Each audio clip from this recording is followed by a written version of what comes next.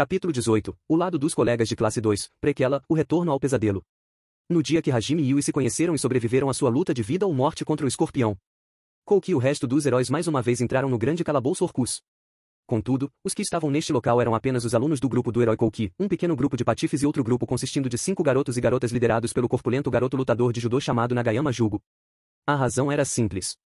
Mesmo que eles não falassem sobre o assunto, a morte de Hajime deixou profundas e pesadas sombras em seus corações. Se eles não encarassem a realidade da batalha mortal, eles não seriam capazes de lutar apropriadamente. Este era o tipo de trauma psicológico que eles sofreram. É claro que os oficiais da Igreja dos Santos não foram receptivos com essa situação. Pensando que, contanto que os estudantes experimentassem combates reais incessantemente, eles deveriam continuar lutando depois de algum descanso e eles continuariam a incentivá-los para voltar ao campo de batalha todos os dias. Contudo, havia uma opositora veemente. Era Aiko Sensei. Aiko não participou da expedição naquela vez. Devido ao fato de sua classe ser especial e extremamente rara agricultora, ao invés de treinamento de combate, a igreja esperava que ela se esforçasse ajudando no cultivo agrícola. Enquanto Aiko Sensei estivesse por perto, havia uma enorme possibilidade de que seus problemas com provisões estariam resolvidos. Quando Aiko descobriu sobre a morte de Hajime, ela estava tão chocada que ficou alguns dias de cama. Confrontada pelo fato de um de seus estudantes ter morrido enquanto ela estava tranquilamente passando seu tempo em uma zona segura e o fato de que já não seria possível levar todos de volta para o Japão, Aiko, que tinha um forte senso de responsabilidade, sofreu um grande golpe.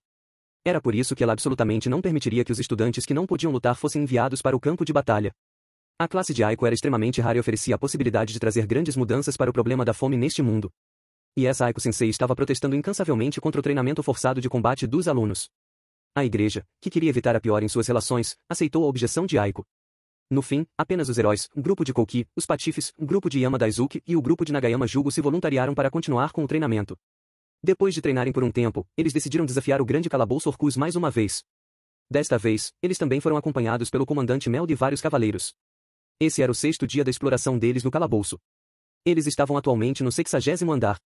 Faltavam apenas 5 andares até eles chegarem no andar mais profundo já atingido na história. Entretanto, o grupo de Kouki estava preso. Não, ao invés de serem capazes de avançar, era mais uma lembrança involuntária do pesadelo daquela vez que os paralisou. Sim. Apesar de ser claramente diferente do que foi daquela vez, penhascos parecidos se espalhavam diante de seus olhos. Eles teriam que atravessar uma ponte suspensa para chegar ao próximo andar. Isto não era um grande problema, mas, como esperado, eles não podiam fazer nada além de se lembrarem daquele evento. Especialmente Kaori, que ficou de pé estática, encarando dentro da escuridão do abismo sem fim. Kaori. Assim que Shizuku a chamou com nervosismo, Kaori, que estava olhando para baixo com um olhar intenso, lentamente balançou sua cabeça e sorriu para Shizuku. Está tudo bem, Shizuku-chan. Entendo, você não está se esforçando demais, não é? Você não precisa se segurar por mim. Erre. Obrigada, Shizuku-chan. Shizuku também sorriu para sua amiga. Os olhos de Kaori estavam com um brilho intenso, sem mostrar nenhum desespero ou escapismo. Com sua excelente percepção e sensibilidade para as sutilezas dos outros, Shizuku percebeu que Kaori dizendo está tudo bem era uma forma de expressar seus verdadeiros sentimentos. Como imaginei, Kaori é forte. A morte de Hajime era praticamente certa. Era inútil dizer que ele sobreviveu. No entanto, Kaori não escolheu escapar nem negar, mas avançar até descobrir a verdade. Shizuku estava orgulhosa de sua melhor amiga. Contudo, ser incapaz de ler o clima era uma das especialidades do herói. Os olhos de Kouki refletiam a aparência de Kaori triste pela morte de Hajime enquanto ela encarava o vazio. Ele concluiu que a gentil Kaori estava sofrendo pela morte de um colega. Consequentemente, sob o filtro dessa suposição, o sorriso de Kaori parecia ser forçado para ele. Assim, sem a menor consideração de que Kaori pensava com carinho em Hajime e ainda acreditava na possibilidade de sua sobrevivência, Kouki continuava a dar consolações equivocadas para Kaori. Kaori, e eu gosto desse seu lado gentil. Entretanto, você não pode se deixar levar pela morte de seu colega para sempre. Você precisa superar isso. Com certeza isso seria o que Nagumo iria desejar. Rei. Kouki. Shizuku, fique em silêncio um pouco. Mesmo que seja duro, como amigo de infância dela, eu tenho que dizer isto. Kaori, está tudo bem. Eu vou continuar do seu lado. Eu não morrerei. Eu não vou permitir que mais ninguém morra. Eu prometo que nunca deixarei Kaori triste. Aia. Impulsivo como sempre. Kaori. Haha. Está tudo bem, Shizuku-chan. Bom, eu sei o que Kouki-kun estava tentando dizer, então está tudo bem. Oh. Você entendeu. Kaori só podia sorrir sem graça para as palavras completamente erradas de Kouki. Parecia que mesmo que Kaori falasse honestamente sobre seus sentimentos, era provável que Kouki não entendesse. Para Kouki, já era um fato consumado que Hajime estava morto. Assim, era impensável que o motivo para Kaori treinar e explorar o calabouço com tanto zelo fosse por ela acreditar que Hajime estava vivo. Era parte da natureza dele persistir em suas crenças sem duvidar de nada, ele só poderia interpretar os sentimentos de Kaori como um distúrbio psicológico causado pelo escapismo. Por sua relação de longa data, Kaori conseguia entender os padrões de Kouki, o que explicava o porquê de ela não falar nada. A propósito, o detalhe que parecia não ser importante, mas que a convenceu completamente, foi que a pessoa que disse isso não tinha nenhuma segunda intenção. Isso só mostrava a extrema sinceridade de Kouki. Shizuku e Kaori já estavam acostumadas a ignorar as palavras e ações de Kouki, mas se fossem as outras garotas que escutassem isso, elas provavelmente ficariam envoltas em uma atmosfera amável e agradável. Geralmente, um cara bonito com um bom caráter, competente tanto nos esportes quanto nos estudos, faria qualquer amiga de infância se apaixonar. Contudo, influenciada por seu pai rígido, Shizuku esteve em contato e foi criada por adultos em sua casa, que também era o dojo da família, desde sua infância. Junto com sua percepção natural, ela estava consciente de que o senso de justiça dele era a maior falha de Kouki, e ele demonstrou isso inúmeras vezes, tornando impossível para ela desenvolver sentimentos por ele além dos de uma amiga de infância. No entanto, para os outros, a coisa mais importante não mudou. Kaori era naturalmente insensível ao amor e escutando muitas coisas de Shizuku, seu coração foi incapaz de bater mais rápido pelas ações e palavras de Kouki. Ele era considerado uma pessoa boa e um amigo de infância atencioso, mas nunca houve nenhum sentimento romântico. Kaori-chan, estou torcendo por você. Se tiver alguma coisa em que eu possa ajudar, por favor, me diga. Suzu sempre estará do lado de Kaorin. Se juntando à conversa delas estava Nakamura e Taniguchi Suzu, que estavam escutando a conversa por perto. Ambas eram grandes amigas de Kaori desde o início do ensino médio e elas tinham uma ótima relação. Elas também eram pessoas capazes que foram adicionadas ao grupo do herói. Nakamura era uma beldade respeitável com cabelos pretos e curtos. Ela era tranquila e meiga e, basicamente, fazia todos quererem manter os olhos nela. Ela amava livros e passava a impressão de ser uma típica bibliotecária. Para comprovar isso, ela fazia parte do comitê da biblioteca. Taniguchi Suzu era uma chibi com uma altura de quase 1,42 metros. Contudo, era inimaginável descobrir onde sua inesgotável animação poderia estar escondida em um corpo tão pequeno. Ela sempre pulava feliz com suas tranças balançando. Essa visão agradável a assegurou o papel como mascote da sala. Quando os dois viram a descompostura de Kaori no dia que Hajime caiu no abismo, elas entenderam os sentimentos dela e aprovaram o objetivo de Kaori. Eri-chan, Suzu-chan, obrigada. Kaori sorriu alegre para suas duas grandes amigas que conheceu no ensino médio. Oh! Kaorin recuperou seu espírito. Aquele Nagumo-kun. Como ele se atreve a deixar a Kaori-chan de Suzu tão triste? Se ele morreu, Suzu vai matar ele. Suzu. Se ele morreu, como você vai matar ele? Não ligue para os detalhes. Oh, é verdade. Se ele realmente morreu, Eririn pode usar sua necromancia para fazê-lo um servo de Kaorin. Suzu. Veja o que você está dizendo. Kaori-chan acredita sinceramente que Nagumo-kun ainda está vivo. Além disso, minha necromancia é... Eri repreendeu o descuido de Suzu. Isso era comum. Olhando para a cena animada entre as duas, Kaori e Shizuku mostraram expressões agradáveis. Aliás, Kouki e o resto que estavam um pouco mais longe não escutaram a conversa de agora. É claro que era uma habilidade natural de Kouki perder a parte mais importante da conversa desse jeito. Eri-chan, eu não me importo, então está tudo bem. Suzu também, você deveria parar com isso. Eri parece perturbada, não?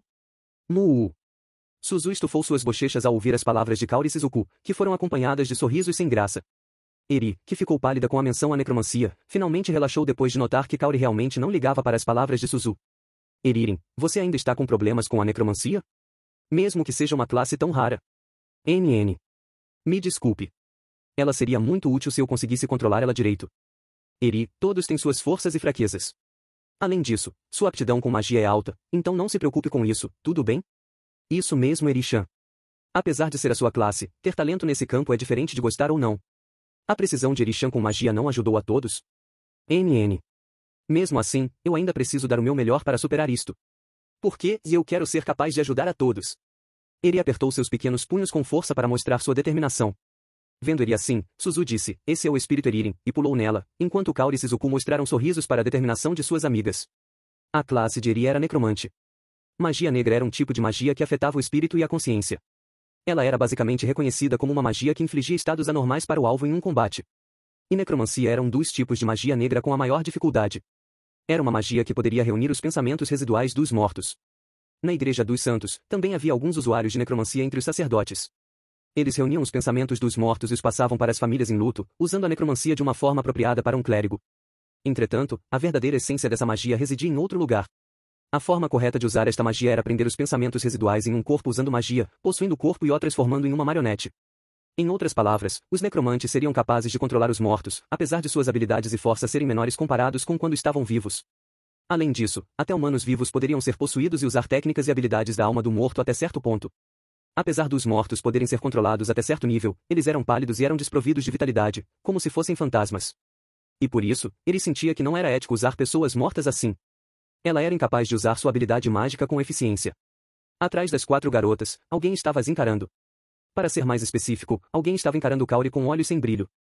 Essa pessoa era Yama Daisuke. Naquele dia, depois que algum tempo se passou desde o retorno dos alunos para a capital, e depois que todos recuperaram sua compostura, pelo menos o suficiente, duras críticas esperavam por Yama por arrastar todos para aquela crise. Yama já esperava que isto fosse acontecer, então ele sinceramente implorou por perdão enquanto se prostrava no chão. Ele sabia que negar o que aconteceu em horas como essa só serviria para tornar as coisas piores. O momento e o lugar para se desculpar também eram especialmente importantes. O objetivo de Yama era se prostrar diante dos olhos de Kouki. Ele previu que se fosse Kouki, ele certamente seria perdoado com esse pedido de desculpas e ele receberia ajuda para se acertar com seus colegas de classe. Sua esperança se provou real assim que Kouki perdoou Yama e acabou com as críticas a ele. Kaori era extremamente gentil e não repreendeu Yama que estava se desculpando com lágrimas nos olhos. Isso foi calculado. Entretanto, Shizuku vagamente notou o esquema de Yama e parecia estar ofendida pelo fato de seu amigo de infância estar sendo usado desta forma. E as ordens daquela pessoa o fizeram ficar em silêncio. Foi uma ordem extremamente terrível. Ou melhor, era um comando que o fez tremer de medo. Ele sentiu um intenso sentimento de repulsa, mas Yama não poderia mais parar, pois ele já tinha cruzado essa linha. Contudo, essa pessoa, que podia se misturar tão naturalmente com a classe enquanto escondia planos tão terríveis, fez Hajime tremer de medo enquanto se agarrava a pensamentos agradáveis. Essa pessoa é louca, e se eu segui-la, Kaori será minha. Assim que ele ouviu que se ele obedecesse, ele seria capaz de colocar suas mãos em Kaori, sua alegria suprimida formou um sorriso em seu rosto. Rei. Daisuke? Qual o problema? Kondo, Nakano e Saito estavam olhando com suspeita para a expressão estranha de Yama. Os 3 ainda estavam andando com Yama. Desde o início, os 4 poderiam ser considerados como o mesmo tipo de pessoa. Apesar de um período desconfortável, a atitude nobre de Yama recuperou a amizade deles. Entretanto, era extremamente difícil dizer se isto podia ser chamado de amizade no verdadeiro sentido da palavra. Não, não é nada. Eu só estou feliz pensando que nós vamos completar 60 andares. Ah! É verdade. Nós estamos a apenas 5 andares do lugar mais profundo visitado na história. Nós todos ficamos muito fortes. Minha nossa, o time que ficou para trás é muito molenga. Bem, não pense assim. Parece mais que nós somos especiais. Os 3 concordaram com a mentira de Yama sem suspeitarem de nada, ficando entusiasmados ao pensarem que eles que continuavam lutando eram especiais. Parece que vilões sem importância sempre seriam vilões sem importância. Eles se achavam superiores em relação ao grupo que permaneceu no Palácio Real. Suas atitudes arrogantes muitas vezes geravam reclamações. Contudo, ultrapassar o 60º andar também mostrava a habilidade deles, provando que eles não eram completos inúteis. Naturalmente, eles não estavam no mesmo nível do grupo do herói, então eles ficavam quietos quando estavam com Kouki e os outros. Este parecia ser o modus operandi dos insetos. O grupo não encontrou nenhum problema em particular e, finalmente, eles chegaram no andar registrado como recorde, o 65º andar. Concentrem-se. O mapa daqui está incompleto.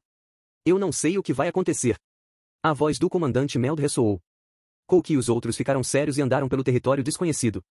Depois de um tempo, eles entraram em um enorme salão. De alguma forma, todos presentes sentiram uma premonição desagradável. Esse pressentimento estava correto. Ao mesmo tempo em que eles entraram no salão, um círculo mágico apareceu no centro da sala. Era um círculo mágico vermelho escuro que pulsava e tinha quase 10 metros de diâmetros. Era um círculo mágico muito familiar. Não me diga que é aquilo. Suor frio se formou na testa de Kouki assim que ele gritou. As expressões dos outros também demonstravam o nervosismo de todos. Sério, ele morreu, não morreu. Ryutaro exclamou, visivelmente chocado. Respondendo a isso, com uma expressão sombria, mas uma voz calma, o comandante Meld. Nós ainda não descobrimos a explicação por trás da formação das feras mágicas nos calabouços. É normal encontrar feras mágicas que já foram derrotadas várias vezes. Preparem seus espíritos. Não se esqueçam de garantir o caminho de fuga. Caso fosse preciso, para garantir que eles pudessem escapar com segurança, o comandante Mel deu instruções para que priorizassem a criação de uma rota de fuga. Seus subordinados obedeceram imediatamente. No entanto, isso deixou um gosto ruim na boca de Kouki e ele respondeu. Meld-san. Nós não somos mais os mesmos daquela época. Nós estamos muito mais fortes agora. Não tem jeito de perdermos agora. Nós definitivamente vamos vencer. Tem razão.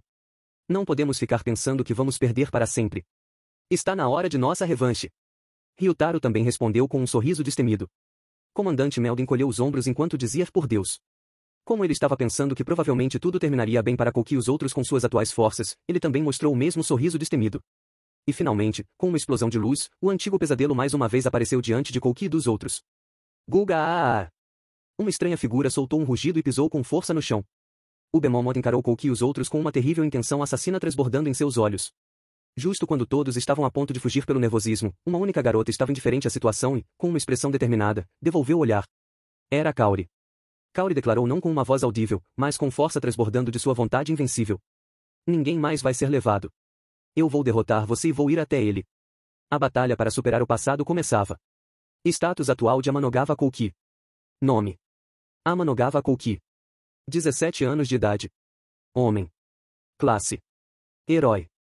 Level: 46, 1 mais 36. Força: 560, 1 mais 360. Vitalidade: 560, 1 mais 360. Resistência: 560, 1 mais 360. Agilidade: 560, 1 mais 360. Poder mágico: 560, 1 mais 360. Resistência mágica: 560, 1 mais 360.